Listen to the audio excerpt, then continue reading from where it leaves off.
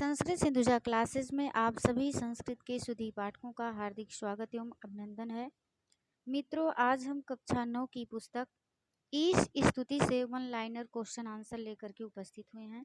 यह Bihar TGT, PGT और junior के लिए महत्वपूर्ण है, तो सभी लोग अवश्य देखें इसे। पहला प्रश्न है, तैत्तिरीय उपनिषद किस वेद से संबंधित है? ऐसा प्रश्न पूछा जा सकता है। 4 ऑप्शन दे देगा तैत्तिरीय उपनिषद किस वेद से संबंधित है, तो आपको पता होना चाहिए कृष्ण यजुर्वेद से। उत्तर पता होगा तो कितने भी ऑप्शन रहेंगे तो आप लोग सही कर ले जाएंगे। पहला क्या है? तैत्तिरीय उपनिषद। तैत्तिरीय उपनिषद किस वेद से संबंधित है?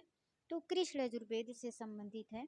यजुर्वेद के 2 विभाग किए गए हैं, एक शुक्ल यजुर्वेद और दूसरा कृष्ण यजुर्वेद। तो जो तैत्तिरीय उपनिषद है वह कृष्ण यजुर्वेद से संबंधित है। अगला प्रश्न है, बृहदारण्यक उपनिषद किस वेद से संबंधित है? तो बृहदारण्यक उपनिषद शुक्ल यजुर्वेद से संबंधित है। अगला है, श्वेताश्वरोपनिषद किस वेद से संबंधित है? तो श्वेताश्वरोपनिषद कृष्ण यजुर्वेद से संबंधित है। अगला प्रश्न है, गीता महाभारत के किस पर्व से संबंधित है? तो गीता महाभारत के भीष्म पर्व से संबंधित है। अध्याय 25 से 42 तक गीता का वर्णन है। यह प्रश्न बहुत महत्वपूर्ण है यूजीसी नेट और बहुत सारी परीक्षाओं में जहां संस्कृत विषय है वहां पूछा गया है कि गीता महाभारत के किस पर्व से संबंधित है। तो पूछा गया है अभी तक गीता महाभारत के किस पर्व से संबंधित है, तो भीष्म पर्व से। हो सकता है अब की बार पूछ ले गीता महाभारत के किस अध्याय से किस अध्याय तक वर्णन है, तो 25 से 42 तक से महाभारत पर्वों में विभाजित है। 18 पर्व हैं, फिर जो पर्व हैं वो अध्यायों में विभाजित हैं। तो गीता महाभारत के भीष्म पर्व के अध्याय 25 से 42 तक गीता का वर्णन है। अगला है, अस्तो माँ सद्गमय, तमसो माँ ज्योतिर्गमय, मृत्योर माँ अमृतम गमय किस उपनिषद से संबंधित है? तो बृहदारण्यक उपनिषद से संबंधित है। यह मंत्र बहुत महत्वपूर्ण है, पूछा जा सकता है। अगला है, त्वम आदिदेवः पुरुषा पुराणः त्वम अस्य विश्वस्य परम निधानम गीता के किस अध्याय से लिया गया है? तो गीता के 11वें अध्याय का 38वां श्लोक है यह। त्वम आदिदेवः पुरुषः पुराणा त्वम अस्य विश्वस्य परम निधानम। ये जो क्वेश्चन आंसर हम लेकर के आए हैं, ये कक्षा 9 की पुस्तक ईश स्तुति है, उसी से बनाए हैं क्वेश्चन। तो बहुत महत्वपूर्ण है, उसमें जिसका वर्णन है उसी को छांट करके बनाए हैं कि जहां से क्वेश्चन पूछा जा सकता है। निम्न शब्दों में प्रकृत तथा प्रत्यय बताओ। पहला शब्द है अप्राप्य। बताना है अप्राप्य में प्रकृत प्रत्यय, तो क्या होगा? न उपसर्ग धनप्रा उपसर्ग आप धातु लेप प्रत्यय। कैसे बना है? न धनप्रा धन आप धन लेप, तो क्या होगा आपका?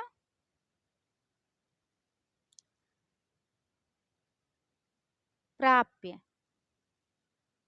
अप्राप्य, अप्राप्य है ना, तो न धन प्रा धन आप धन लेप। अगला है विद्वान। विद्वान कैसे बना है?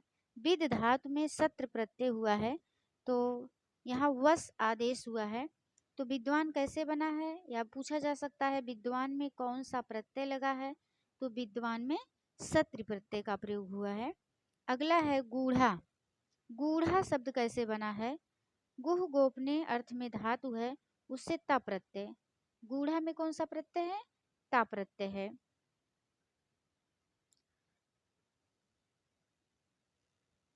गुह धातु है, ता प्रत्यय है। अगला शब्द है व्यापी। व्यापी कैसे बना है? बी उपसर्ग आप धातु धन ऋण ऋण प्रत्यय। व्यापी कैसे? बी आप ऋण। निधानम, निधा ल्यूट। निधानम कैसे बना है? नि धंधा धन ल्यूट निधानम। अगला है बेत्ता। बेत्ता कैसे बना है? विद धातु है, त्रिश प्रत्यय है। बेत्ता में विद धातु है, त्रिश प्रत्यय है। अगला शब्द है वेद्यम। विद धातु है, ऋत प्रत्यय है। वेद्यम में कौन सा प्रत्यय है? तो ऋत प्रत्यय है। पृष्ठता। पृष्ठता में पृष्ठ धन तसिल, तसिल प्रत्यय जो है पंचमी विभक्ति में, पंचमी विभक्ति अपादान कारक में जैसे पंचमी विभक्ति का प्रयोग होता है, तो अगर हम पंचमी विभक्ति का प्रयोग ना करना चाहें तो हाँ तसिल प्रत्यय का प्रयोग करके काम चला सकते हैं। पृष्ठतः, पृष्ठतः, पृष्ठतः में कौन सा प्रत्यय है? तसिल प्रत्यय है। सर्वतः, सर्वधन तसिल, तसिल प्रत्यय है। जैसे तह तह जहाँ आए तो हाँ तसिल प्रत्यय अधिकतर होता है, जैसे पृष्ठतः, सर्वतः, तो कौन सा प्रत्यय है? तसिल प्रत्यय है। अगला है निम्न शब्दों का संधि विच्छेद करते हुए संधि का नाम लिखो। पहला शब्द है कुतश्चन, कुतः धनचन विसर्ग संधि है। अगला शब्द है ज्योतिर्गमय, ज्योति धनगमय विसर्ग संधि है। मृत्योर्मा, मृत्योः धनमा विसर्ग संधि है। नमो अस्तु, नमः धन अस्तु विसर्ग संधि है। ततो असि, ततः धन असि विसर्ग संधि है। अब आप लोगों को समास बताना है। सर्वभूतेषु, सर्वभूतेषु में कौन सा समास है? तो सर्वभूतेषु में कर्मधारय समास होगा। सर्वाणि भूतानि तेषु, कौन सा समास हुआ? कर्मधारय समास हुआ। सर्वभूतांतरात्मा, सर्वभूतानाम अंतरात्मा षष्ठी तत्पुरुष समास है। सर्वभूतांतरात्मा में कौन सा समास है? तो षष्ठी तत्पुरुष समास है। अगला शब्द है कर्माध्यक्षा, कर्मणाम अध्यक्षा, कौन सा समास हुआ? षष्ठी तत्पुरुष। कर्मणाम अध्यक्षा, कर्माध्यक्षा षष्ठी तत्पुरुष। अनंत रूप, अनंतानि रूपाणि यस्य सः, कौन सा समास हुआ? बहुव्रीहि समास। अनंत रूप में कौन सा समास है? तो बहुव्रीहि समास है। अनंतानि रूपाणि यस्य सः। उपनिषदों का विषय, एक प्रश्न पूछा गया है, पिछली बार बिहार टीजीटी में पूछा था कि उपनिषदों का विषय क्या है। टीजीटी या किसी परीक्षा में ये पूछा गया था उपनिषदों का मुख्य विषय, तो उपनिषदों का मुख्य विषय है ज्ञान कांड का। अगला प्रश्न है ऐत्रेय उपनिषद संबंधित है, तो ऐत्रेय उपनिषद ऋग्वेद से संबंधित है। ईशावास्योपनिषद तथा बृहदारण्यकोपनिषद संबंधित हैं शुक्ल यजुर्वेद से। किस वेद से? शुक्ल यजुर्वेद से। कौन से उपनिषद? ईशावास्योपनिषद और बृहदारण्यकोपनिषद किस वेद से संबंधित है? शुक्ल यजुर्वेद से। तैत्रीय उपनिषद तथा कठोपनिषद संबंधित है कृष्ण यजुर्वेद से। केनोपनिषद तथा छांदोग्योपनिषद संबंधित है सामवेद से। मुंडकोपनिषद तथा मांडुक्योपनिषद संबंधित है अथर्ववेद से।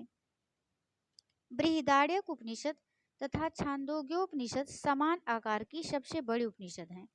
पूछा जाता है कि सबसे बड़ी उपनिषद कौन है, तो आज तक सभी लोग पढ़े हैं बृहदारण्यकोपनिषद, लेकिन जो कक्षा 9 की किताब है ईश स्तुति, उसमें दिया गया है कि बृहदारण्यकोपनिषद तथा छांदोग्योपनिषद समान आकार की सबसे बड़ी उपनिषद है, यानी कि दोनों बड़ी उपनिषद हैं, बृहदारण्यकोपनिषद और छांदोग्योपनिषद। जो बृहदारण्यकोपनिषद है यह शुक्ल यजुर्वेद से संबंधित है और छांदोग्योपनिषद जो है यह सामवेद से संबंधित है। क्योंकि कक्षा 9 की किताब में यही दिया है, तो आंसर यही मानेगा आयोग कि दोनों समान आकार के उपनिषद हैं। पूछ लेगा, ऑप्शन में दे देगा कि निम्न में से सबसे बड़ी उपनिषद है, दे देगा बृहदारण्यकोपनिषद ए, बी दे देगा छांदोग्योपनिषद, सी दे देगा उपर्युक्त दोनों, डी दे देगा इनमें से कोई नहीं। तो क्या मारेंगे आप? दोनों मारेंगे, क्योंकि किताब में यही दिया है। मांडुक्योपनिषद सबसे छोटी उपनिषद है जिसमें केवल 12 वाक्य या मंत्र हैं। इसमें 18 छप गया है, 12 होना चाहिए, यहाँ 18 हो गया है, तो 12 है दोनों में। एक मिनट, यह जो है 12 होना चाहिए। मांडुक्योपनिषद सबसे छोटे उपनिषद है, यानी कि जिसमें केवल 12 वाक्य मंत्र हैं। गीता में 12 अध्याय तथा 700 श्लोक हैं। अब पूछा जा सकता है कि गीता में कितने अध्याय हैं, तो गीता में कितने अध्याय हैं? 12, एक मिनट, गीता में 18 अध्याय हैं, यहाँ गलत हो गया है। गीता में 18 अध्याय हैं। गीता किस में विभाजित है? अध्यायों में विभाजित है। गीता में 18 अध्याय हैं और 700 श्लोक हैं, तो आप लोग कितना मारेंगे? कितना? 18 अध्याय। और श्लोक पूछेगा कितना? तो 700 श्लोक हैं। कितने श्लोक हैं? 700 श्लोक हैं, कोई भूलेगा नहीं। अगला है गीता का उद्देश्य। पूछा जा सकता है, 4 ऑप्शन दे देगा कि गीता का उद्देश्य क्या है। तो आप लोगों को उत्तर पता होना चाहिए कि गीता का जो उद्देश्य है, निराश व्यक्ति को जीवन में कर्म की ओर प्रवृत्त करना। जैसा कि आप लोग पढ़े हैं, महाभारत के युद्ध में जब अर्जुन ने अपने बंधु बांधवों को देखा तो उन्होंने युद्ध करने से इनकार कर दिया। वो खेद अवसादग्रस्त हो गए। उन्होंने कहा कि अपने बंधु बांधवों को मार कर के इस राज का हम क्या करेंगे। तो भगवान श्री कृष्ण ने उनको जो है अपने उनके कर्म का बोध कराया कि एक क्षत्रिय का धर्म होता है युद्ध करना।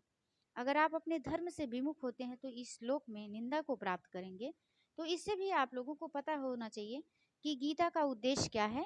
गीता का उद्देश्य निराश व्यक्ति को जीवन में कर्म की ओर प्रवृत्त करना है।